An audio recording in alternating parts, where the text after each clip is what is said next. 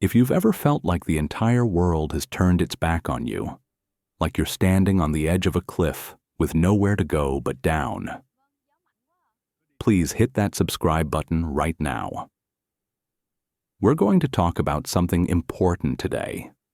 The moment when losing everything is actually the start of finding yourself. My name is Olivia. For most of my life, my world was defined by 4 gray walls and the rhythmic ticking of the clock in the hallway of the St. Jude's Home for Girls.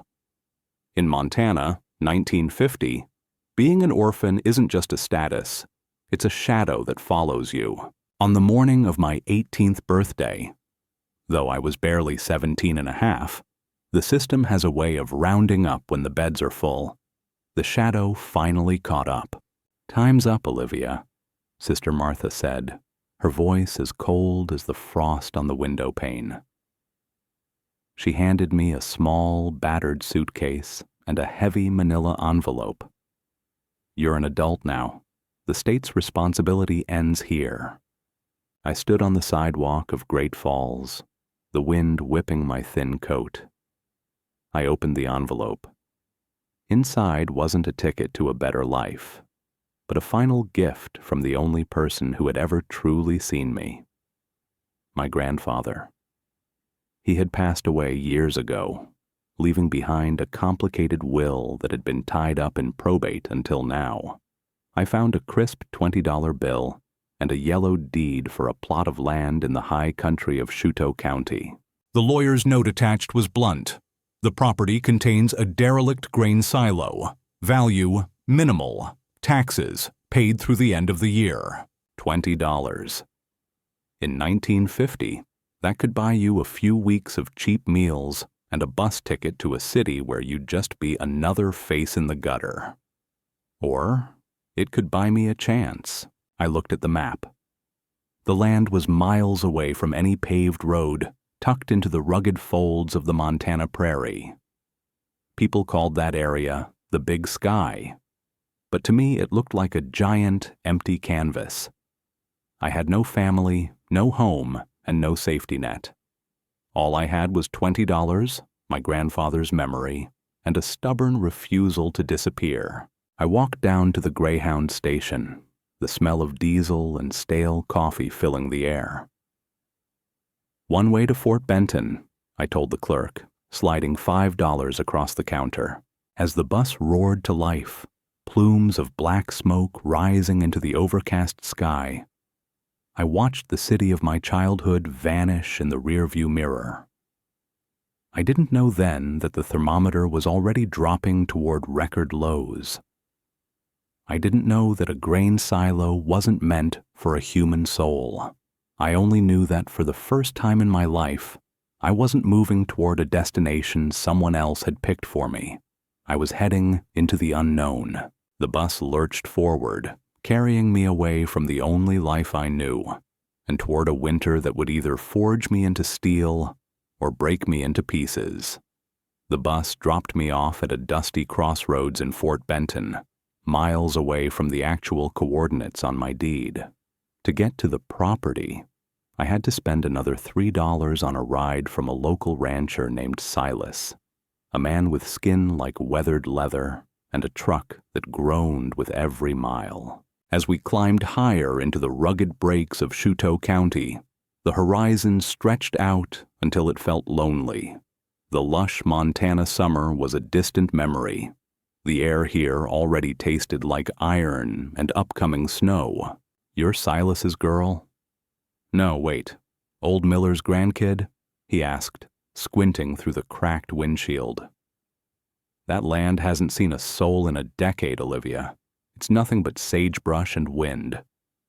When he finally pulled over and pointed toward a silhouette against the darkening sky, my heart didn't just sink, it shattered. "Home, sweet home," Silas muttered, not unkindly, but with a heavy dose of pity. There it was. Not a cabin, not even a shack. It was a rusted, galvanized steel grain silo, standing solitary like a forgotten tin can in the middle of a barren field. The roof was partially buckled, and the heavy iron door hung crookedly on a single hinge, screeching as the wind caught it. There was no wood for a fire, no glass in the tiny porthole windows, and the nearest neighbor was a 5-mile hike through coulees and tall grass. I stood there, my small suitcase at my feet, feeling the sheer weight of my own desperation. The diarized legacy was a scrap metal tomb. "You want to ride back to town, kid?" Silas asked, keeping the engine idling. "I can take you to the boarding house. You won't last a night out here once the sun goes down. The temperature's going to drop 30 degrees in an hour." I looked at the $20 bill, now down to 12, and then at the silo. If I went back, I was just another orphan waiting for a handout. If I stayed, I was at least the owner of my own misery. "I'll stay," I said, my voice trembling more than I wanted it to. He shook his head, tossed a small box of strike-anywhere matches onto the dirt, and drove away. The silence that followed was deafening. I dragged my suitcase inside. The floor was covered in a thick layer of old, rotted grain and mouse droppings. The smell was musty and sharp, but as I kicked through the debris near the back wall, my boots struck something solid. It wasn't stone. It was wood. I knelt, brushing away the grime, until I revealed a small wooden floorboard that looked different from the rest. Using my pocket knife, I pried it up. Tucked into a shallow hole was a rusted metal tackle box. My hands shook as I snapped the latches open. Inside wasn't gold or money. There was a hand-drawn map of the property, a heavy wool blanket that smelled of cedar, and a small leather-bound journal. On the first page, in my grandfather's shaky script, were the words, "To Olivia, the world will try to hollow you out. Use the shell they left you to build something they can't break." As I finished reading, the first snowflake drifted through the hole in the roof, landing right on the ink. Then the wind hit, a low, mournful howl that shook the steel walls. I was alone in the dark, miles from civilization, with a storm brewing that felt like it wanted to swallow me whole. The temperature didn't just drop, it plummeted. By midnight, the metal walls of the silo were groaning under the weight of a Montana blue norther. The wind howled through the gaps in the steel like a choir of ghosts, and the thermometer I'd found inside the tackle box read -20 degrees Fahrenheit and was still falling. I knew then that if I didn't move, I wouldn't wake up. Fear is a powerful fuel. I used the last of my strength to drag old wooden pallets and scraps of rotted timber I found near the base of the silo inside. With the matches Silas had left, I started a tiny, controlled fire in an old, rusted milk can I found buried in the grain. I huddled under the cedar-scented wool blanket, the smoke stinging my eyes. But the heat, however small, was life itself. To keep my mind from the freezing dark, I opened the leather-bound journal. As I turned the pages, I realized this silo wasn't just a junk pile. My grandfather had been an engineer for the railroad, and this place had been his experiment. He had lined the lower 3 feet of the inner walls with a double layer of sod and wool insulation that had been hidden behind makeshift panels. He knew the Montana winters. He knew I might end up here.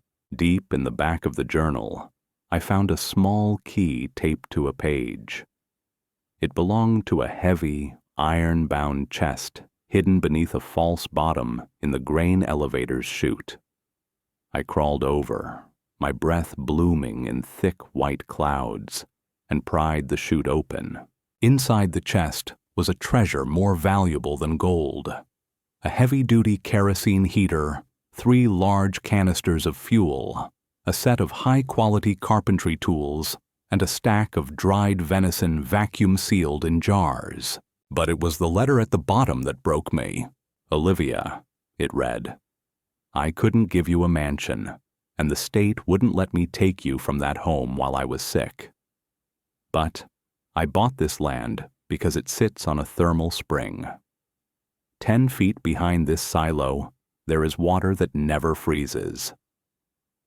I spent my final years prepping this tin can, so you would never have to beg a soul for a roof over your head. You are a miller, Olivia. We don't just survive, we build. Tears tracked hot paths down my frozen cheeks. All those years I thought I was abandoned. He was out here in the wind, digging a future for me with his bare, arthritic hands. He didn't just leave me a silo. He left me a fortress of love. The transformation began that night. I didn't feel like a victim anymore. I felt like an heir. I lit the kerosene heater, and for the first time, a steady golden warmth filled the round room.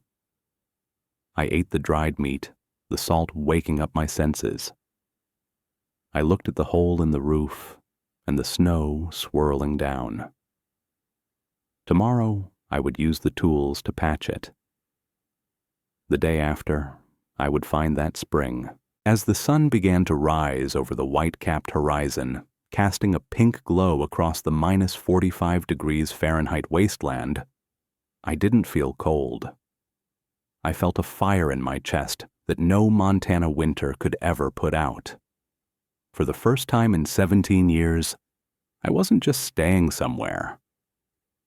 I was home. By the time the January thaws arrived, the silo had become a beacon of hope in the middle of the frozen prairie. I had patched the roof with scrap metal and sealed the walls with the insulation my grandfather had hidden. I was surviving, even thriving. But peace is a fragile thing in the West. One morning, a sleek black sedan, completely out of place against the mud and melting snow, pulled up to my gate. A man stepped out, wearing a wool coat that cost more than my entire property. He introduced himself as Mr. Sterling, a representative for a regional cattle syndicate. Miss Miller, he said, flashing a smile that didn't reach his eyes.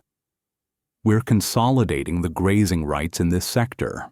This little installation of yours is an eyesore and a liability. I'm prepared to offer you $50 to sign over the deed and vacate by the end of the week. $50.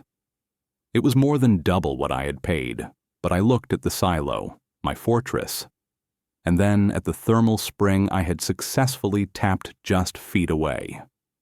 I knew why he was here. It wasn't about the grazing rights. It was about the water. In a Montana drought, a warm water spring is worth its weight in gold. The land isn't for sale, Mr. Sterling, I said, my voice steady. His smile vanished instantly. Listen, kid, you're an orphan living in a tin can. You have no family, no money, and no standing in this county. If you don't take the cash, we'll find a way to take the land. We've already looked into the probate records. There are irregularities. We'll have you evicted before the first spring grass grows. He left a cloud of exhaust and a heavy sense of dread behind. I knew he wasn't joking. In the 1950s, a powerful syndicate could bury a girl like me under a mountain of legal paperwork. That afternoon, I hitched a ride into town to see Judge Holloway, an old man my grandfather had mentioned in his journal. He was retired now, sitting on his porch with a pipe. I told him everything: the silo, the spring, and Sterling's threat. The Millers were always stubborn. Holloway chuckled, his eyes twinkling behind thick glasses. Sterling thinks he can bully you because he thinks you're alone. But your grandfather was a meticulous man, Olivia. He didn't just leave you a deed. He filed a homestead improvement claim back in '42. That spring is legally protected as a primary water source for the district. He went inside and returned with a dusty ledger. Under Montana law, if you've made significant improvements to a derelict structure and used it for self-sustenance, you aren't just a squatter. You're a primary settler. Sterling's syndicate can't touch you without a public hearing, and the folks in this county don't take kindly to city suits stealing water from a miller. I felt a rush of adrenaline. I wasn't just a girl in a silo anymore. I was a landowner with the law on my side. "Get back to your tin can, Olivia," Holloway said. "Polish those tools. If they want to fight, we'll give them one that Shuto County will never forget." I spent the rest of the week preparing. I didn't just clean, I reinforced. I used my grandfather's carpentry tools to build a sturdy porch and a sign that read, "Miller's Spring." I wasn't hiding anymore. I was standing my ground. The day of the hearing, the courthouse was packed. Mr. Sterling arrived with 2 lawyers, looking like he had already won. He spoke of economic progress and proper land management, painting me as a confused girl playing house in a piece of industrial trash. But when I stood up, I didn't feel like that girl from the orphanage anymore. I wore my grandfather's cleaned wool coat and carried his journal like a shield. Judge Holloway didn't just present the law, he presented the truth.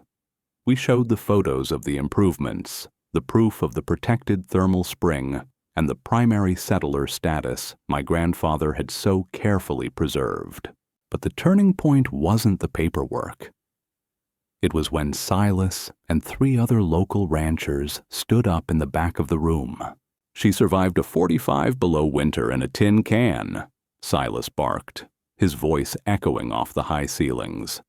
"She's got more Montana grit than any syndicate lawyer. That water stays with the land, and the land stays with the girl."